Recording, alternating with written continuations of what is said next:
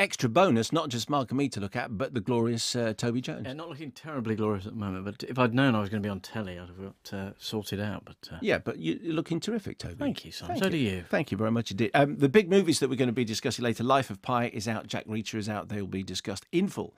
But let's talk about Alfred Hitchcock. Tell us the story behind this movie, which is amazing that it's on television when really it should be in the movies. But anyway, tell us the story about it, then we'll play a clip and then we'll take it from there.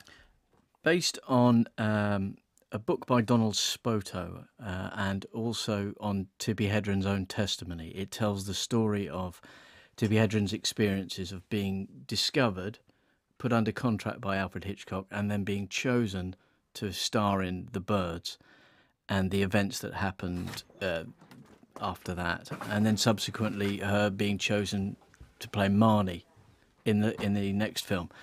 And it's about how abusive that relationship was, but also, I hope, about how mysterious it was. I don't think it was sexual abuse. I think it was sort of stranger than that. It was a kind of weird obsession with beauty that I think he had. That's what I personally think about. But that's, of course, me speculating. But it looks like sexual abuse to all intents and purposes. Okay, let's play you a clip. Here's a little bit from The Girl.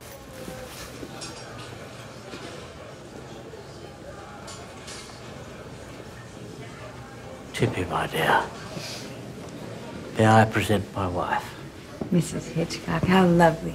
Alma, dear, always Alma. Just as pretty in person as on the screen. Oh, look at me. I'm a Minnesota country girl who thinks it never rains in Hollywood. You may serve the champagne.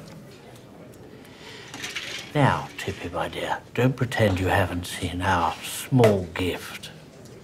Oh, you shouldn't have.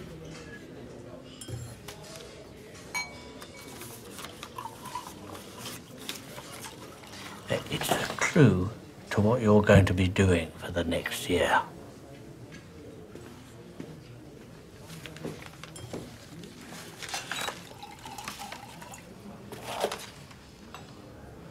The Birds is coming.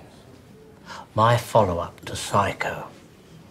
It's got to be bigger, better, scarier. My most ambitious movie ever. And we want you to star in it. What? Every actress on the planet wants to play Melanie Daniels. Ah, well, we don't want them. We want you. Toby Jones, Sienna Miller and Imelda Staunton. What's the key, Toby? What was the key for you for getting Alfred Hitchcock? Well, I think probably the voice is fantastic. I've always loved his voice.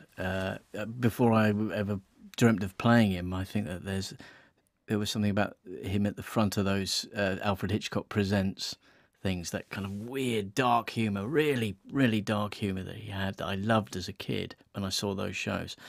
And it has a kind of East End London thing, but it also has an LA thing going on in it, and also the drinking, the smoking, all of that is in the voice, and I've always really loved that, and found it always very genial as a voice. So, and it's brilliant to have that set against how he behaved, which is he has this totally inscrutable exterior of a bank manager and this sort of deadpan face. So yeah, the voice, I would say. And I've seen a movie of you being made up. Oh yes, because I think it was 4 hours a day that you were. What did you have put on your face? I mean, it's not like you're the Elephant Man or something, but you still have to go through. Someone else has done that, haven't they? An unbelievable ritual. Yes, yeah. I think Philip Seymour Hoffman. Philip Seymour and Hoffman's then Sir Anthony Hopkins. That's right. In fact, Anthony Hopkins is in. He is. He plays Frederick Tree. He is, yeah. He's brilliant in it as well. Yeah. Although, obviously, if you were going to do it, you would also be more brilliant. Yeah, more brilliant. Yeah. You know what's actually going to happen is that Philip Seymour Hoffman is going to go up to Anthony Hopkins and commiserate with him that his movie was blown out of the water by Toby's film coming on first. Anyway, so it's you. So your physics. So there's the vocal impression, but you have to hold yourself and get the posture and the stature and the walk. Yeah, I mean, I think that this stuff, it's interesting that there's so many biopics, and that the whole issue of becoming someone else is an interesting issue, because with the way prosthetics are now, you could just put Alfred Hitchcock's face on mine. But they obviously choose not to do that. They choose to find some proportion of me in relationship with what they can do to replicate Alfred Hitchcock very accurately. And I think that's because, in a way, it has to always be an actor playing Alfred Hitchcock, an actress playing Tippi Hedren, because that's the enjoyment for the audience. The audience don't want it. They know it's not Alfred Hitchcock. And but nonetheless, I've found it very useful just to give me a sense of his bulk. I don't think I look much like him, actually, to be honest. But I think just the sense of weight and bulk, it would be weird if I didn't make some attempt to get towards that. What's interesting is you could see, because we've seen the Anthony Hopkins one as well, which is basically the making of Psycho. The preceding film. Yes, exactly. and you could almost see it as a Hitchcock double bill with his first and then your second. But you say it's abuse, it's not sexual abuse, but it's really profound and disturbing. Just tell the story about the bird attack sequence, which essentially you put Tippi Hedren through. Yeah, I'd known. I think it's sort of part of cinematic lore that she'd had this scene at the end of the film where she goes up into the attic and they used real birds, and she suffered a lot during the filming of that. But what I hadn't known is that it had been 5 days, shooting all day, every day, and that at no point had mechanical birds ever been. They had never intended to use mechanical birds, even though they said at the time, it's because the mechanics don't work. They'd always intended to use real birds.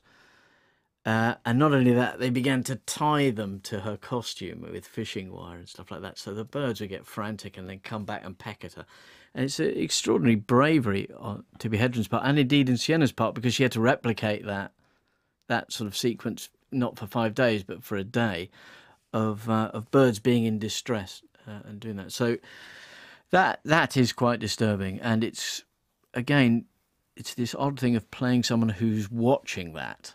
And is he making her do it over and over again, day after day, to get the best shot, or is he putting her through it because, as the movie suggests, she has rebuffed his advances? Well, I have to make a decision about that as an actor, but I think it's because he's wanting the best shot. I think he's disturbed by the feelings he has for her. I don't think he understands them. I don't think he can articulate them. And I think that somewhere that is driving his, that's motivating his obsession. But I think he's after the best film he can get.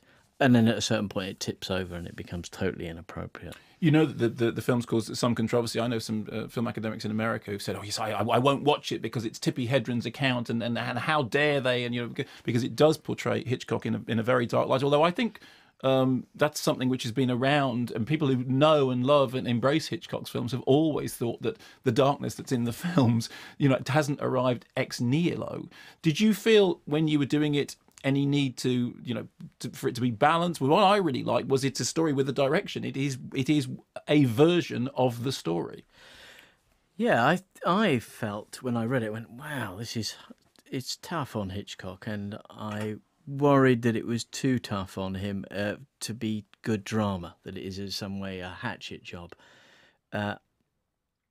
My job, it seemed to me just dramatically, was to try and you can't balance the story in the sense of, it isn't really Hitchcock's fault, but I think I had to suggest in some way that there is a waning going on in his career, just beginning a sense of failing powers just on the horizon.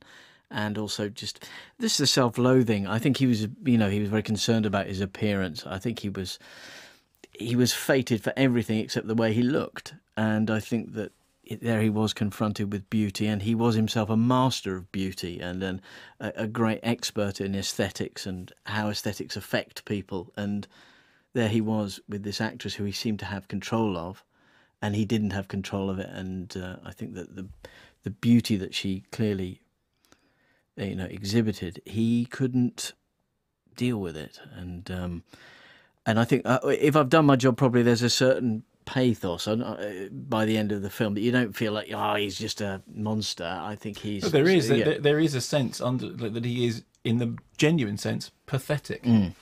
We'll talk more with Toby Jones, the other side of the news. Boxing Day, if you have the TV on, that's where you're going to see The Girl starring Toby Jones and Sienna Miller. And we were mentioning this before you joined us, Toby. There are some movies that turn up in the cinema and you go, why isn't this on television?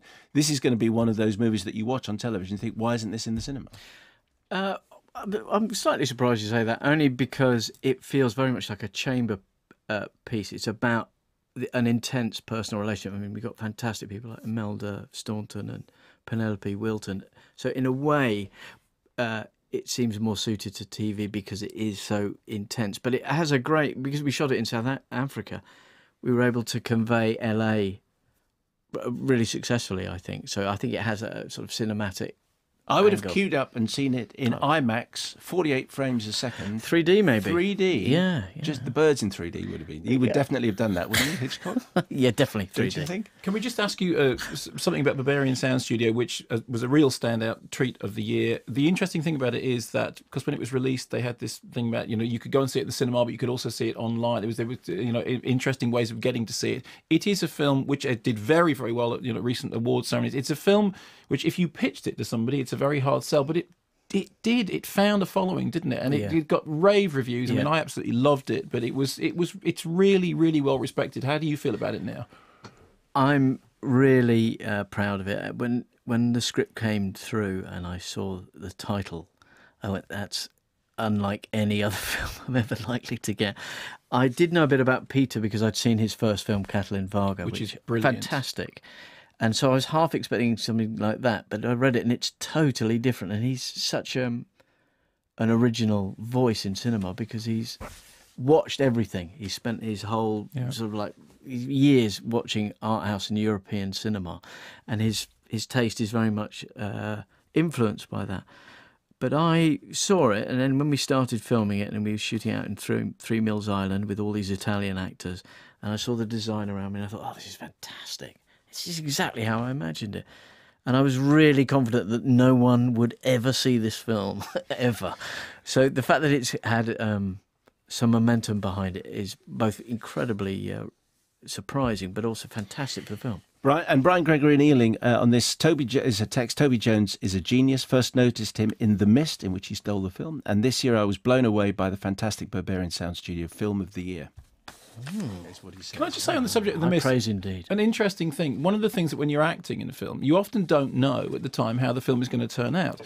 The Mist is a classic case, because I remember having a conversation with you in which your feeling was that having done it, and Frank Darabont is a lovely director and a brilliant, but at the end you said, I don't know what it's going to look like. I really don't know. No. It was a sort of strange, because the end of The Mist is so powerful, and I mean, not seen by enough people, I think. But the end of it is so bad. But you're at the end of the shooting, your experience was, I just don't know what it's going to look like. Well, I think partly going back to that thing we were saying about television, that the whole thing is effectively shot in one location. You could imagine that being on television. And that these fantastic special effects, obviously you don't have any idea what they're going to look like. And as it turned out, they looked like what I think Frank was after, which is a kind of a B-movie feel. And it's the best I've ever seen that film shown was I saw it in black and white, which you can do with a DVD, which because it was really, it was intended to be shown in black and white originally, wasn't it? That was Frank's original intent. But the key thing I think you're referring to is the fact that no one was allowed to know the ending before it was shot. And as I died and left America before I knew what the ending was, I had no idea how it was going to be. And I couldn't believe the ending. I'm not going to say the ending, but I couldn't believe the ending. So you didn't know? So you literally got the classic thing, which they did, of course, with Psycho, about the end pages are blank. You didn't know the end of the story? No, because he knew that it would be incredibly difficult to push it through. Wow. I think Bob Weinstein and he had endless debates about whether they could actually go for this. I think you have debates with Bob Weinstein. I think Frank pushed it through. A forceful exchange of views, I'm sure, is the... When you're doing something like Snow White or Hunger Games, yes. you know then though, don't you, that it's going to be a big film. You just do. I think with Hunger Games, I knew because the books. I brought the book home when it was sent to me, and my daughter picked it up, and she was 11 at the time, and just ate it in like a day and a half. And I thought, this is amazing. And I hadn't heard of it at that time. And when I read it, I thought, no, this is fantastic. Also very, very dark. I suppose what you've done the second one, haven't you? Yeah. But no one knew whether the whether it was just too dark. I mean, it's an extraordinary thing for a mainstream Hollywood movie to have kids killing each other, as a blockbuster movie. And the fact that it's been so successful is surprising. I think it's in large part due to having such a compelling lead character. Not only is Jennifer Lawrence extraordinary actress, she's fantastic in that part, and it's a brilliant character. And to play. Katniss Everdeen is also a fantastic name. Yeah. Do we see more of you in the next? No, see Hunger? less of me. Oh, really? Less of me. I wanted more. Thank you. One of our regular correspondents from Australia, who's actually makes movies, Jeremy Dillon. Happy Christmas to you. His question is, have you ever considered teaming up with Michael Sheen for a two-man show where you relay the history of the 20th century culture through Frost, Hitchcock, Clough, Capote, Blair, Karl Rove, Swifty Lazar and Thomas Huxley? That's a two-man show. Imagine the keys for that. I'd go for that. It'd be like Mike Yarwood, wouldn't it? Be like having Mike Yarwood. No, but This is me. and so now much- this is me. So much better. Yeah.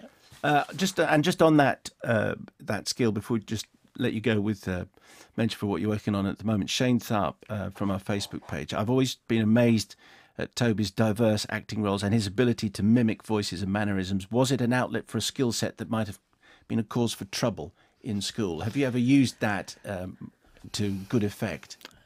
No, I didn't. It's not a skill that I had until I was panicked into discovering it. I mean, I think the Truman Capote thing, I remember seeing the footage of him and just thinking, watching film and pictures and thinking, oh yeah, I can see why they want to see me, because I look a bit like him, I'm similar stature, and yeah, I can get this.